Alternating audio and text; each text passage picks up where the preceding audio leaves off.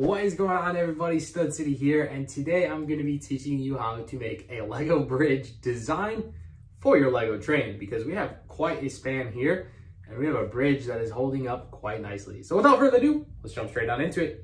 Okay, so we're in still beta, but I'm gonna go ahead and take this off. You've seen it work quite fluently. So let's take this off and get a deep breakdown on how we designed this bridge.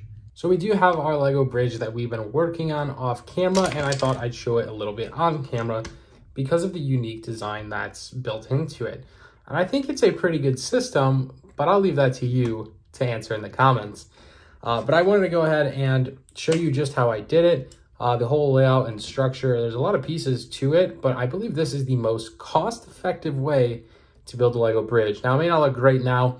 I will definitely be adding and making it look way better in the future, and we'll probably go ahead and add some of these tiles onto it, maybe to sturdy it up, and then as well, just kind of tie things together.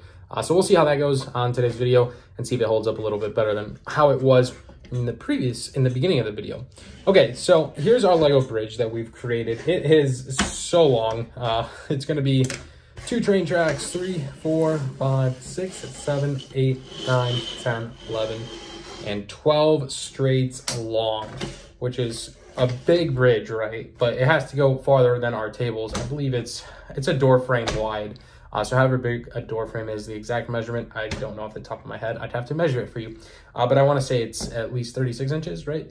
I think our door inside is 2'6", so we'll call it 36 inches. So 3 foot might be a little bit bigger. But okay, now that we got that decided, we went ahead and started with our train tracks on the bottom, and we ended up doing another section of train tracks on top. So you're going to argue that it's not really cost effective, but in reality it is, because in this instance, this is probably 3 boxes of train tracks, which you can get on sale for $16 using the free link in the description below. $30 coupon, but you can also get it on like target.com.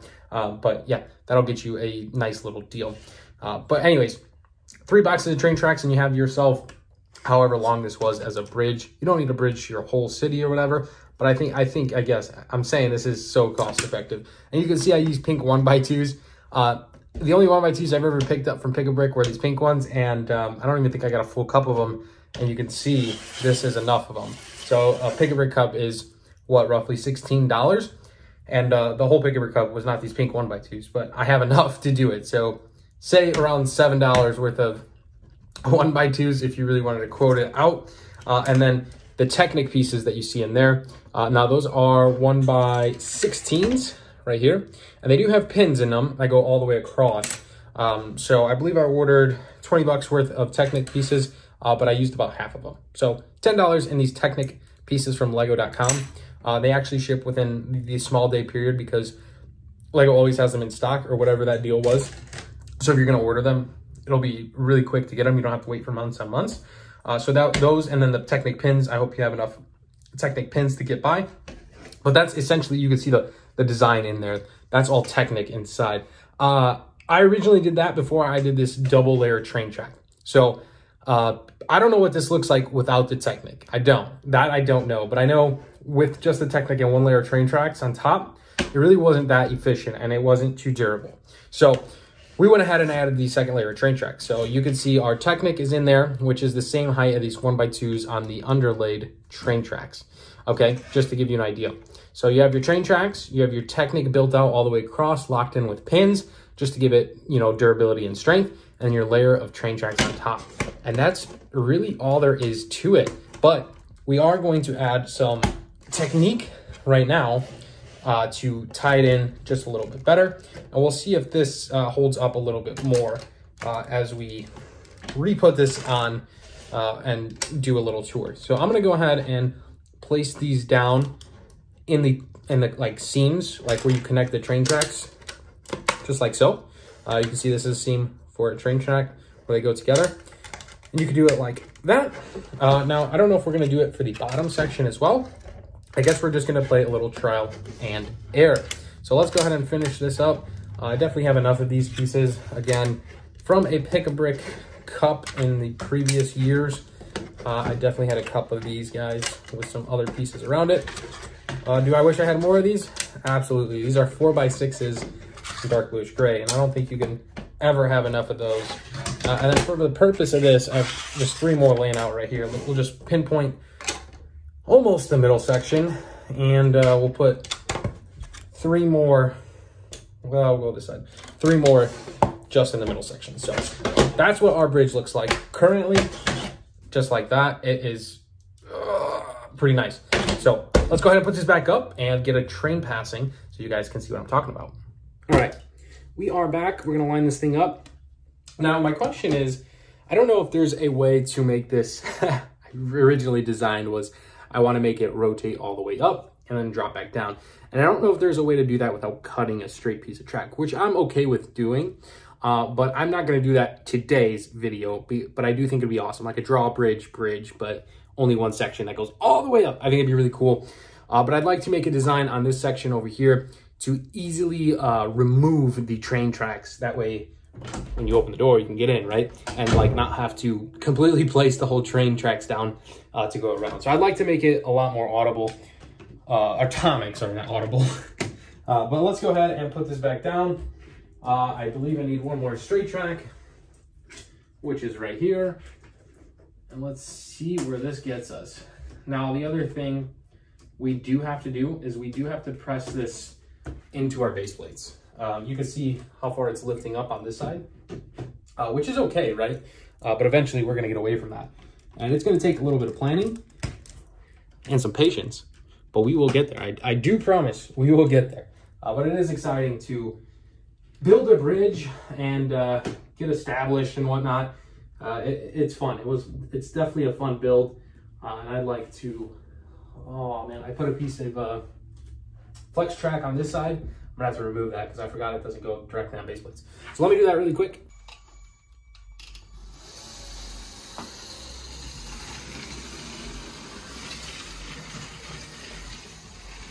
All right, let's see where we get. And it's going nicely. Very cool. It works pretty awesome. On this section, it's a little hard to get over, as you just saw it struggle, but it moves quite smoothly over that bridge, even though the bridge does bend a little bit. But you do also have to think it is not like clamped down perfectly, right? I'd like to get this side on base plates just over here, and then have this side all the way down, right? And then at that point, your bridge is really not going to have a lot of sag just because it's the other track is going to be clamped down quite nicely. I think this is a great bridge design. Of course, it has its flaws. One being the extremely long bridge that this is. I didn't get an exact measurement, but you could just see it is a long span, right? And it's holding up so nice with not being clamped down on that side and that side, other than this little section right here and this little section right here. There is better ways. You can see I have Technic pins sticking out there that I plan to do this later on. I think we're going to make this extremely nice, and I'm really excited to add detail to it and further make it stronger. But as far as the bridge design, I think this is what we're going with. It holds up quite nicely. It doesn't look bad. You know, we could make a lot of detail around that, and it's kind of what I'm looking for. The other thing is we also have to make a bridge over here, but that will be coming very soon. I'm mainly concerned with this one at the moment so we can get our design down, get it all sorted out, and have a good way to remove it when we enter and exit our Lego room. Yes, we are so close to having a train running around our entire city, and it is awesome to see. I love seeing this being put together and brainstorming ideas, trial and error. I haven't spent a whole lot of time doing this, guys. And that's the other thing. And I do want to dedicate more time to doing this, and it will be soon. But I'm excited we have a bridge that is fully functional. I was very concerned if it was possible. Now, the other thing I was also considering was making the tracks come up just a little bit higher around the edges, and then have a different kind of design bridge. And I still think we can do that, but let's get something laid down first, and then we can work on that later on. But it would be cool to see something like that as well, and that'd be pretty exciting to work on because I do love bridges. For some reason, I've always loved bridges. So it's an exciting project in the Lego room that I'm looking forward to, and we're going to be working on it here on a live stream soon, where we get to trial and error on a live. So I hope you're excited for that as well. But I would love to hear your thoughts and opinions on this bridge design. Are you going to be using it in your own Lego city?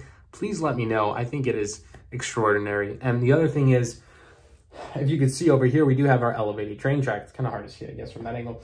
But I'm going to incorporate this method on there because we do have a section that's elevated.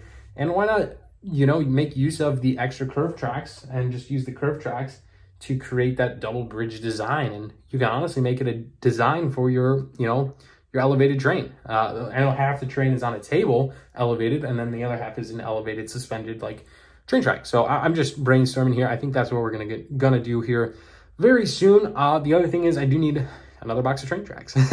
we doubled up on that long section there. So we used straight tracks on the bottom as well as the top. So you know, that took away a handful of straight tracks. So we are missing those that we need to recoup.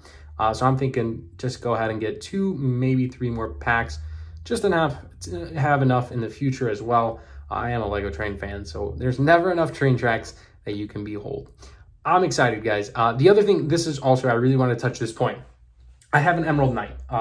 My Emerald Knight is hiding from me. It's not my favorite. The Emerald Knight has a really difficult time going. I can't even make a small train track here and have the Emerald Knight run smoothly. And that's what I believe it's called power functions, not powered up. Powered up is the Bluetooth one. This is power functions. It has all the gears inside it and whatnot. My idea there, because I love that train, is to take that train, take out the motor in it, and leave the gears and whatnot, whatever it may be, to rotate, and actually go ahead and turn the coal tender into a, you know, with the powered up functions, and have it power the train. I think that is probably the best solution for that train. It's just so difficult. I've only ever had problems moving the Emerald Knight. We could save that for a different video because that's its own video in itself. So, but I would love to have that. The reason I bring that up is because I'd love to have that train running around our city. So that's why I brought it up. The Santa Fe, I believe we're going to keep up there. We also have our cargo train that we're going to keep on the main loop, and hopefully the Emerald Knight on the main loop, and then we'll swap out trains as well. You know, the Horizon Express, we have a lot of trains. We'll cover that later on too. But I'd like to have the cargo train and the Emerald Knight looping the big city at the same time. Just because it's such a big loop, we can get away with having 2 trains. So let me know about that in the comments below. If you'd be excited to see that, please let me know. Give me any ideas. I'm always open for it. I hope you enjoyed today's video. Found it super informative because the bridge design is pretty cool to think of and brainstorm and research and all that stuff. But yeah, again, I hope you found it informative mostly. And if you didn't, hopefully it was entertaining. And if not, I hope it was insightful. Thanks so much for watching, guys. We'll see you in the next one. Let's see. Out.